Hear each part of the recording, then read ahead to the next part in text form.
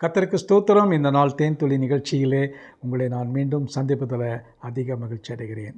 இந்த நாள் கர்த்தர் உண்டு பண்ணின நாள். இந்த நாளிலே நாம் மகிழ்ந்து சந்தோஷமாக இருப்போம்.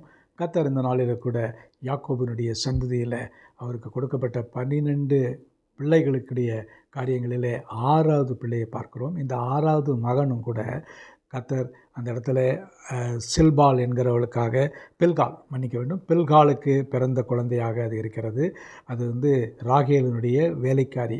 அவளுக்கு 2 பிள்ளைகள் இருக்கிறது. ஒன்று தான் நேற்று பார்த்தது போல தான், இன்னொன்று இந்த இடத்துல அவனுக்கு பெயர் நப்தலி என்று சொல்லப்படுகிறது. வேறு ஒரு இடத்துல நப்தலி என்று சொன்னால் ஒரு பெண் மான் என்று சொல்லப்படுகிறது. அதனுடைய அர்த்தம். இந்த நப்தலி பிறந்த உடனே அவள் என்ன சொல்கிறா, ஒவ்வொன்றுக்கும் ஒவ்வொரு வியாக்கியானம் கொடுக்குறாங்க இல்லையா? அது பார்க்கும் பொழுது 8வது வசனத்தில் அப்பொழுது ராகேல் என்ன சொன்னாள் என்று பார்த்தால், நான் மகா போராட்டமாய் என் சகோதரியோடு போராடி மேற்கொண்டேன்.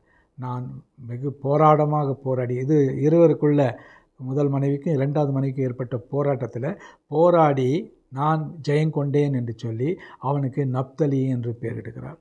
அவனும் கூட இந்த 12 கோத்திரத்தில் ஒரு கோத்திர பிதாவாக இருக்கிறான். இன்றைக்கும் இந்த இஸ்ரவேல் மக்களுடைய கோத்திரத்தில் அவனும் ஒருவனாக இருக்கிறான். ஆகவே இந்த நப்தலிக்காக நாம் தேவனை தோத்திரிப்போம், ஸ்துதிப்போம். போராட்டங்கள் உண்டு.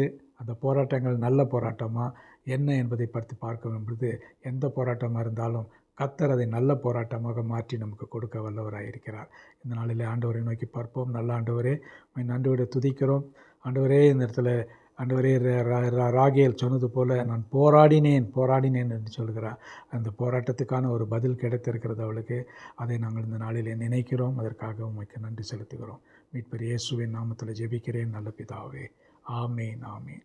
கர்த்தர் உங்களை ஆசீர்வதிப்பாராக. இந்த நாள் உங்களுக்கு ஒரு ஆசீர்வாதமான ஒரு நாளாக அமையட்டும்.